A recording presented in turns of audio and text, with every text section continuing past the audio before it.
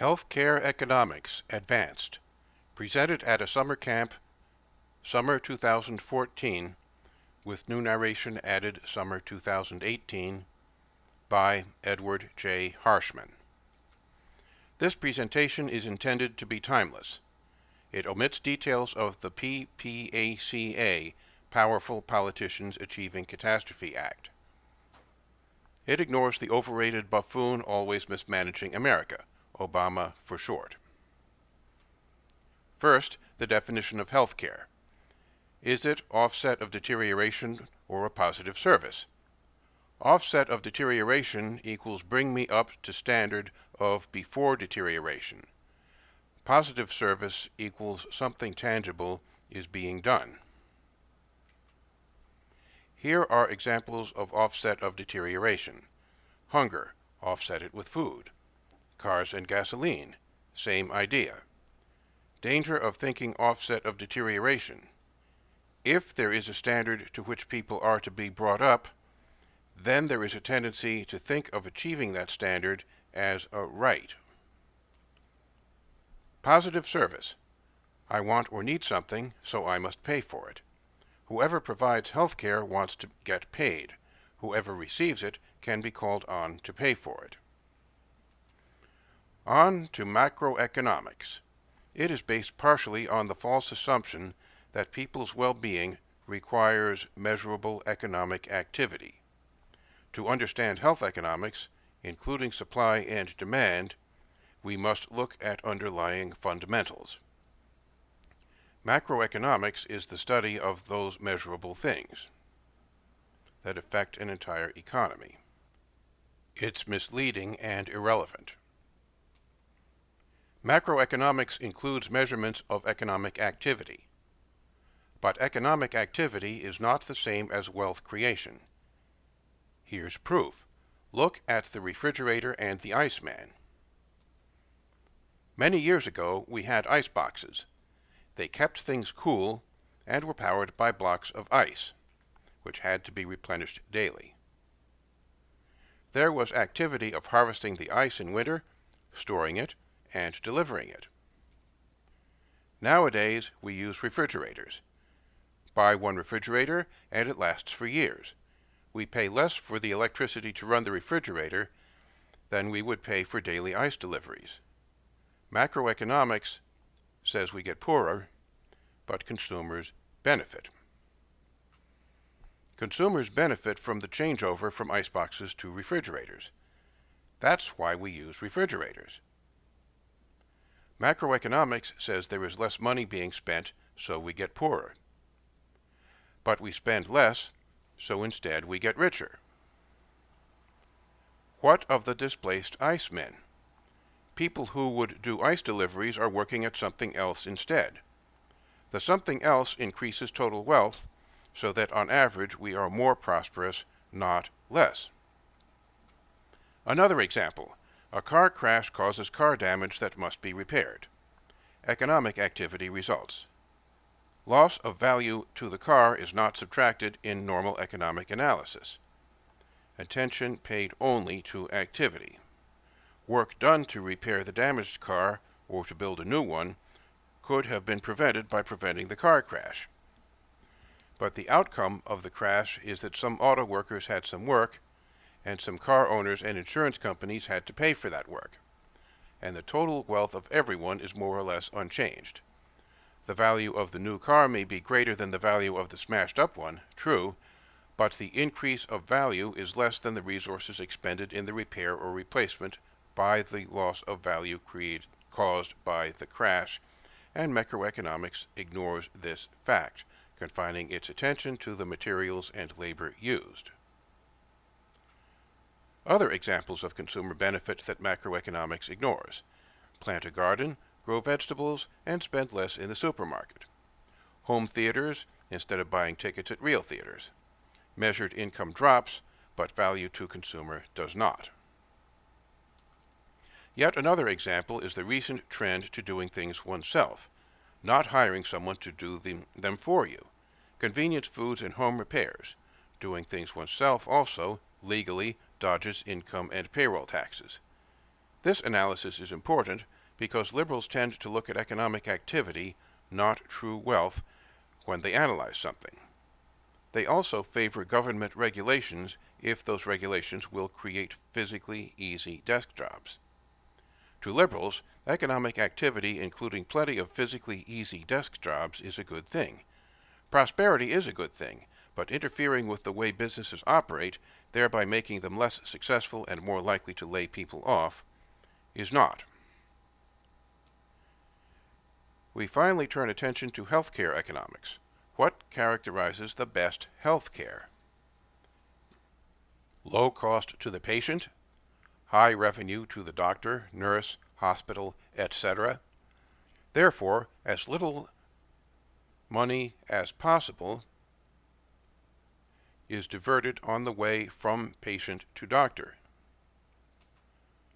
In reality, this simplification does not work because regulations convert doctors and nurses and hospitals into adversaries. Liability issues and insurance make a mess. Doctors are under pressure to toss patients out of hospitals quickly. They also can be sued by patients who are discharged early. Hospital bylaws protect the hospitals. Because of HCQIA, which stands for Health Care Quality Improvement Act, but which I call the Help, Censor, and Quash Innovation Act, doctors can be fired for not cooperating with implicit demands by hospitals, expressed through innuendo only and not clearly stated. Hospitals can not only expel doctors from their own hospitals, but also can make them unable to get work in any other hospital, therefore perhaps any medical work at all. Meanwhile, nurses get heavier and heavier workloads as hospital bosses demand more from them. With convalescent patients getting discharged sooner, the average inpatient becomes more ill. Regulations are complicated and voluminous, facilitating errors and increasing costs. They change often. Hospitals often have at least one full-time administrator whose only job is to keep up with the latest changes. Major penalties exist for errors, but the regulations are so cumbersome that accidental errors are unpreventable. Selective enforcement can occur. A penalty may be enforced vigorously against a doctor or hospital with a new method, but not against a doctor or hospital with political influence who blindly obeys dogma. The process of learning regulations and figuring out how to follow them thereby cuts into revenue for providers. This process is separate from the direct cost of actually following the regulations if they are assumed to be understood. I suspect that part of the motive for the complexity of the regulations is to make sure that no one can understand them completely, thereby making every healthcare business certain to violate something frequently and allow politicians in power to attack their enemies. Low patient cost. Educate the patient. Dentists say, brush your teeth. They don't send someone to your house to brush them for you. Health education in general is missing from school education. The Internet gives access to information so that patients can keep their costs low. The FDA, which officially stands for Food and Drug Administration, but which I call the Fool and Dunce Administration, prevents dissemination of many true statements about natural remedies. Schools do not teach how to identify a destructive potential boyfriend-girlfriend. Psychologists are paid better if there are many interpersonal messes to clean up.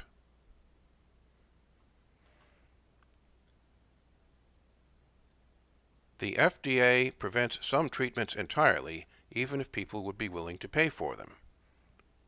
Intravenous hydrogen peroxide in ambulances would save lives when lungs or circulation are damaged, as by a heart attack.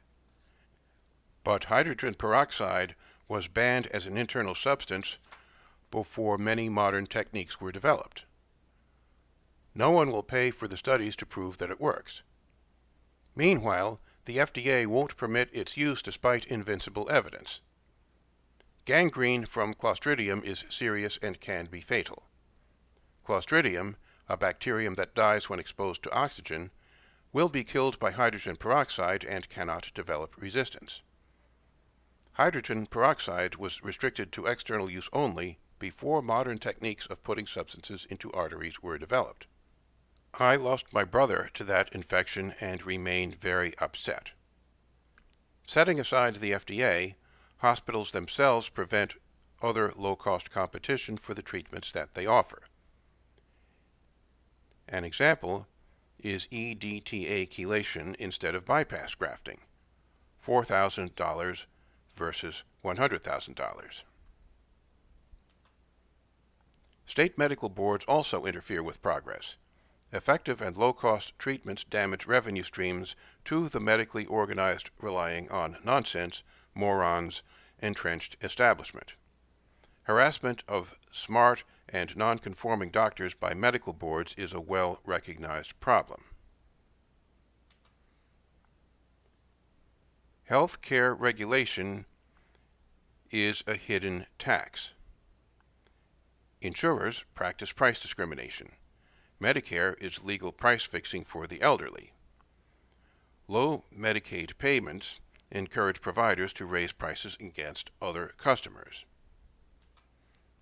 Providers default to charging more from the privately insured and still more from the uninsured, who have no bargaining power and are often poor. Price discrimination is unfair to the uninsured ill. If the healthcare establishment needs tax money at all, then the healthy can earn it more easily than can the chronically ill. Insurance is intended to offset major unpredictable expense. It can also be a bargaining agent if providers sign contracts with insurers to accept the insurance's price lists as the full amount that they will charge. Asking prices for doctor visits, hospital stays, etc. are usually greatly inflated. The uninsured are thereby badly cheated. Doctors and hospitals expect to get much less than they ask for. They usually accept the insurance pricing. We the people want low prices. Of course, doctors and hospitals would benefit from high prices. But who benefits from high nominal, high asking prices? Unions.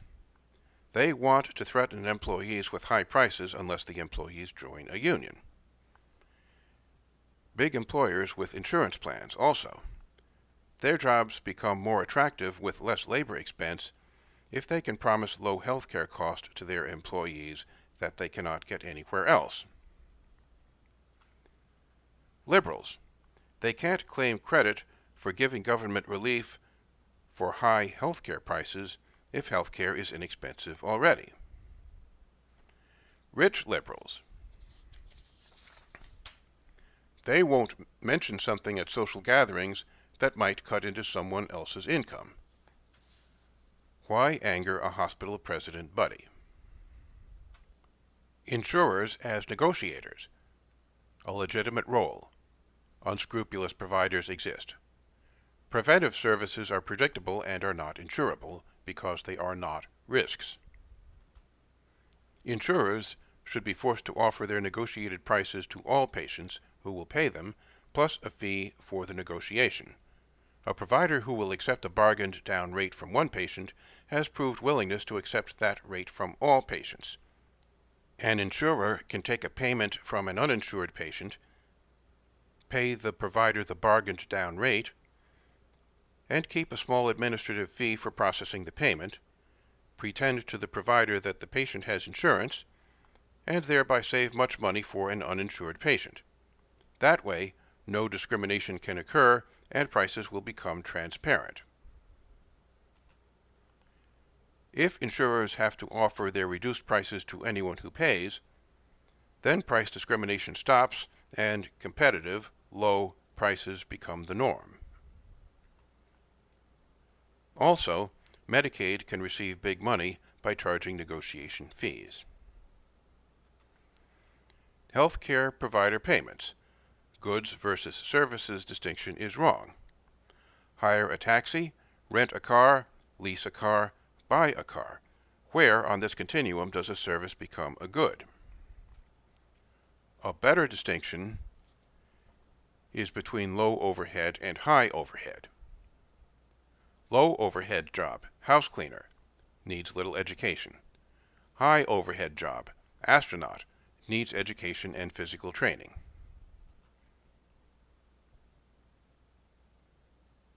High overhead requires major expense to prepare for the job, and the effects of the expense last for years. A high overhead job does not necessarily pay well. Investing in high overhead job creation requires expectation that the job will exist until the useful life of the investment has ended. Medical education is a risky investment. Medical education is risky if hard bargaining may later reduce prices to cover variable cost only. Fixed cost in medical education may be a total loss. The risk will discourage investment in healthcare education by medical and nursing students. A long-term shortage may occur and years will be needed to correct it. If there is no measurable shortage, watch out for deteriorating quality of the doctors and nurses. It's there. Smart people who understand this reasoning will be scared away from healthcare. The profession is being dumbed down already. The very best and brightest will be deterred by the riskiness of the investment in medical education. A related but different deterrent is the need of physicians to conform to existing doctrines and dogmas and never challenge even obsolete or dangerous ways to care for patients or orders from administrators to let patients die or otherwise do wrong. Our activist allies in healthcare won't put up with such garbage, which means they won't bring their skills to the fight for healthcare freedom. Dual reimbursement model. Structure of how to pay for healthcare. Suppose you are a physician and are offered a fee-for-service contract by a local factory. That means high revenue if many patients seek your services, but a potential heavy loss if few or none do. Or suppose you are a physician and are offered a fixed fee per patient per year for some people on a known list. But you risk taking a very big loss if there is an epidemic or a similar major need for health care. But if you accept both offers, and if the demands of patient categories go up and down at the same times, then your overhead is guaranteed, and the more you work, the more you get paid. Here's the key principle. If the variable per patient encounter revenue exactly offsets the per encounter expense, and the fixed revenue offsets the fixed expense with a reasonable profit left over, and the contract lasts as long as the fixed assets, the contract between payer and provider can be assigned but not canceled, then the medical practice has zero financial risk. And if the medical practice has zero financial risk, then the on-average amount paid to the provider for a given amount of work and of risk for work that might occur is as low as possible, because healthcare workers don't need to be paid extra for risk. Inference from this analysis: to minimize payments for healthcare, structure them so that fixed and variable costs are separately calculated and paid. This protocol eliminates risk. No one needs to charge for it. By reducing the monetary risk that the doctors and hospitals accept, the amount that they are willing to accept as fair payment is kept as low as possible. So far, I said nothing about who pays, but the analysis of how to keep the expense as low as possible is valid regardless of who pays.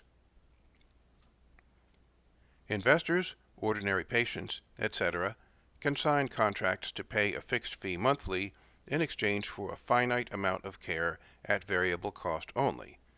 This contract is an agreement to provide a service. It is not insurance.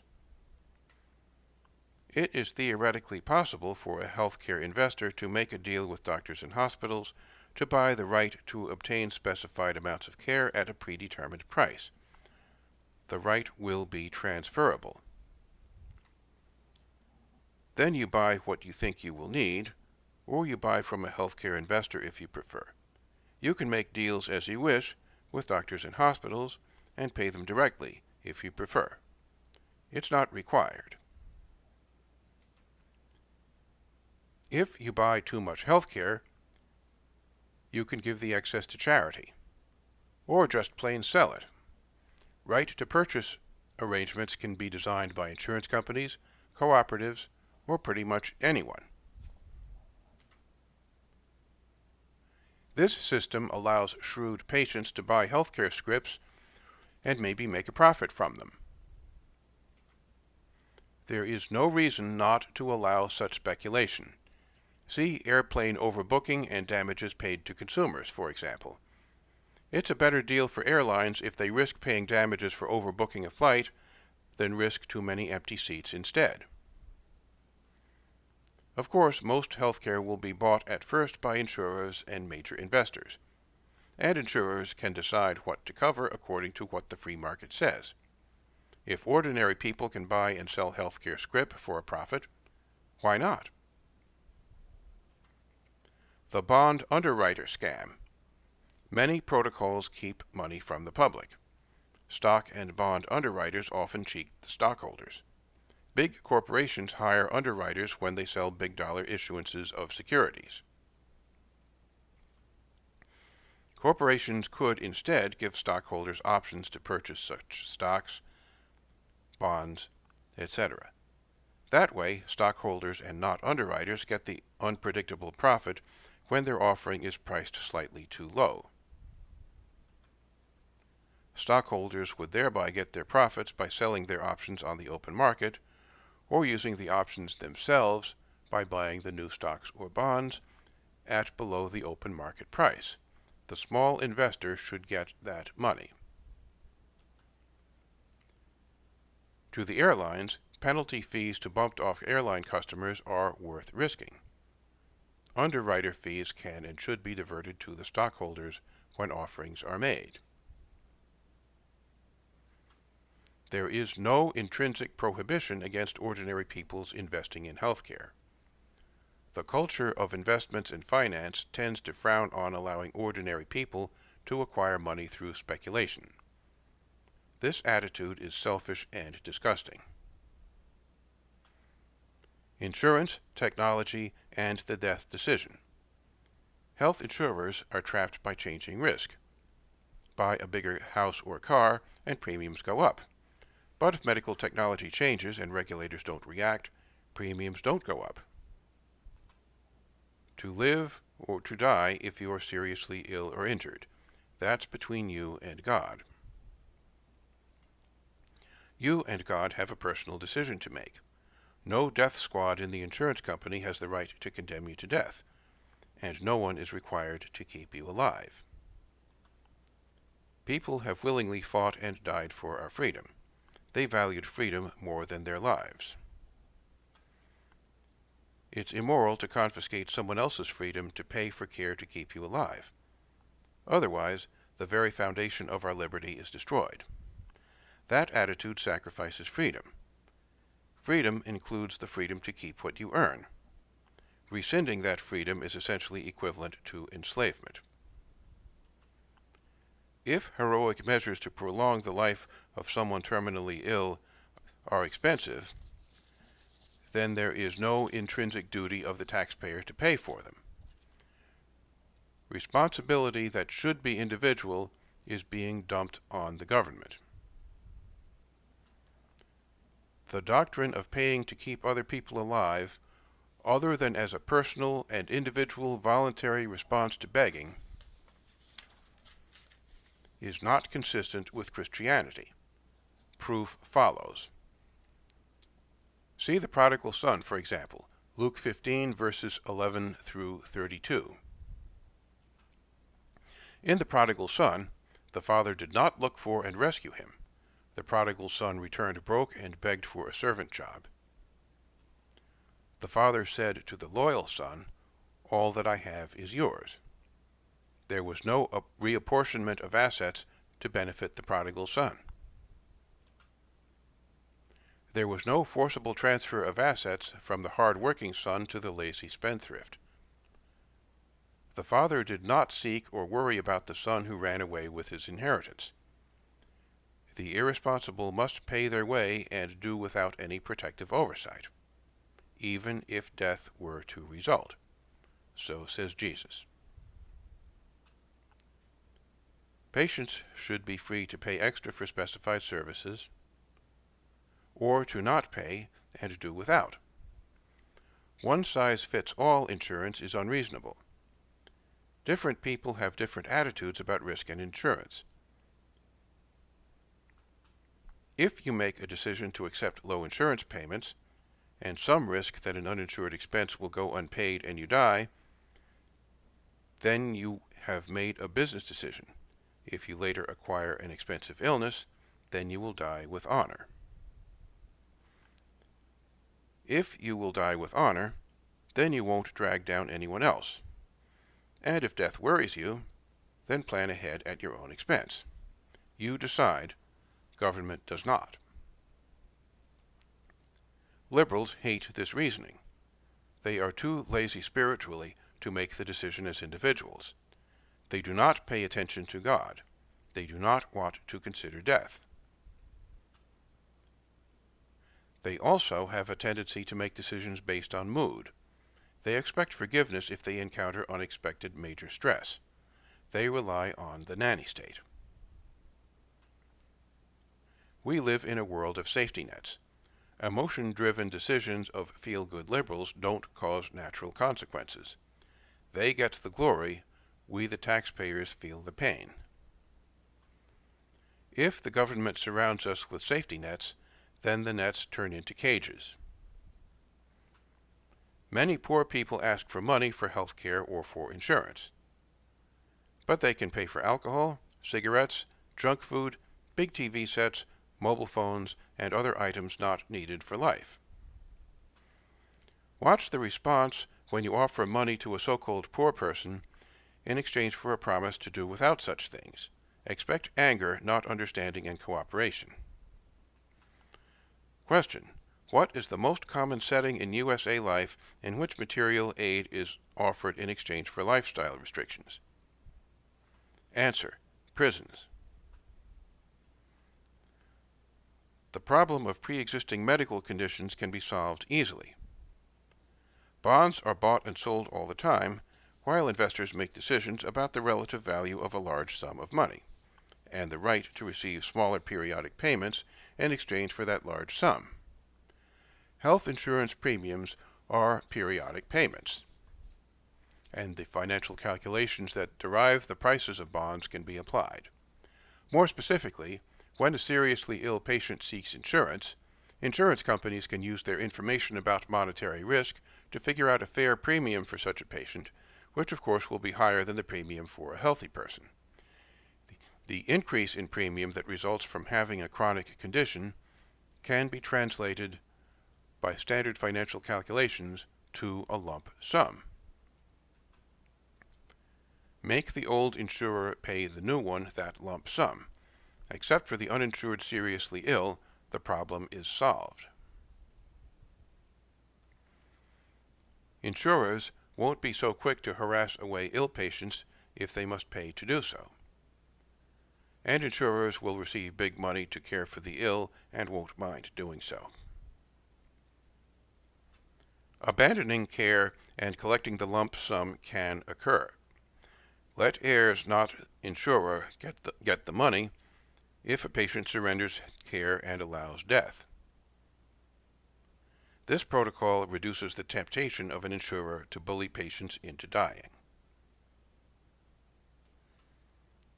Interlocking ownership and the problem of imperfect capitalism. Of course, drug and insurance companies will resist health care overhaul that will cut into their revenues. but the surprise here is that many other corporations have a concealed interest in the same resistance, even if they are not in the healthcare or insurance businesses. If most of the stock of a corporation is owned by pension funds and other aggregations of stock that also own stock in drug and insurance companies, then the stockholders will tell the corporation to self-sacrifice to the drug and insurance companies, maximizing stockholder wealth even though the corporation itself thereby becomes less profitable. It's also a problem in education. Teachers' union pension funds are invested partially in healthcare. Teachers therefore have a money incentive to not teach their children how to not need to pay for healthcare. The consequences of interlocking ownership look very much like a conspiracy. Big business and big government seem to coordinate as if there is an unseen mastermind at work, even if there isn't. What free market change in federal law will help solve this problem of interlocking ownership?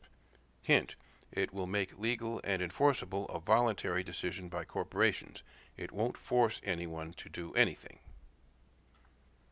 Answer: legislation that allows a publicly traded corporation to require all of its stockholders to not own any stock in competing industries that it specifies. The prohibition on competing industries is probably more important than competing corporations in the same industry. If a corporation does not compete against other corporations its stockholders own, then it will not be dragged down from genuine innovation and improvement by large blocks of stockholders with conflicts of interest. Example of how this legislation might work. A car manufacturer says don't own any airline stock. Then improvements in car manufacturer technology and the outcome of making lengthy driving more comfortable and cheaper will not upset any of its stockholders if airline profits go down. This remedy in healthcare may reduce total corporate profits if one healthcare corporation can improve itself. But if total corporate profits go down for the same amount of consumer benefit, then the consumers get richer, not poorer. In healthcare, insist on putting the citizenry first and tell mutual fund managers to consider selling drug and insurance stock. Then any corporation not sharing ownership with healthcare entities can work freely to lower healthcare costs. There would also be much less pressure from pension funds and such if we could abolish the income tax and the need for such financial instruments. Without the need for tax-deferred investment mechanisms, mutual funds and similar investments would become less popular, and individual investors would be more likely to consider each corporation on its own merits. Watch also for corporations that want the cost of health care to be high, bullying workers into taking very low pay to get protection from overpriced health care. Big labor has a similar motive for high health care prices. This reasoning means that we cannot simply entrust our financial assets to someone else. We have to make our own decisions, invest in drugs or invest in cars, not both. The price of freedom is vigilance. Pay it. We need reform in education. Schools need to teach the fundamentals of physical examination, safe and effective home remedies, simple methods to manage interpersonal conflicts, and other health-related issues. The emphasis on sports, including competition, is totally indefensible. A school child is more likely to be confined to a wheelchair than to be a professional athlete. Where are the wheelchair sports? If a child gets practice using a wheelchair, then that child will acquire compassion for the wheelchair-bound disabled, appropriate fear of hazardous activities, and intolerance of the genuinely but partially disabled who use their impairments as manipulative props to extort money or favors or other undeserved benefits from employers or from society at large. Ask school officials why, given that being identified as not smart, therefore getting a bad grade is a bad thing, Open competition in athletes so as to highlight the clumsy is officially celebrated and welcomed. Continuing medical education keeps physicians up to date. But who decides what is proper information for that purpose and what is not? If health material is useful for physicians, then it should be approved for continuing medical education credit. Such approval should not be conditional on the ivory tower status of its writer. The American Medical Association is involved in approving continuing medical education. Do not think it will permit being bypassed if someone offers a CME course that reduces revenue for physicians. Adult education should be available in public schools for people who want to learn how to take care of themselves. I found it difficult to offer such a course, got a hostile reception at the local high school, and had to give up. How to fight back. Don't give money to the enemy. Get a high medical expense rider on the car insurance in case of car crash injuries. Eat right, exercise rationally, and keep your living quarters safe. Reduce the risk of needing medical care to begin with. Use medical tourism. Go bargain hunting. Use naturopaths. Get free from prescription drugs. Avoid mental illness. Stay away from people with destructive personalities. Beware social pressures. Watch for brittle cordiality and an apparent need to conform. Brittle cordiality is what I define as politeness and pleasantness that has an undertone of a threat, a sense that if you do not cooperate with what the person wants, then sudden anger or another bullying or punishing behavior will occur instead. How boys and girls, later men and women, should interact with each other in ways that screen out abusive relationship partners is totally ignored in school curricula. Learn these concepts yourselves. If entrenched interests, such as high-status jerks in school, give you a hard time, then treat such incidents as medals. Brag about them. They show that you are not subservient to a corrupted society. Keep government out of health care. The end.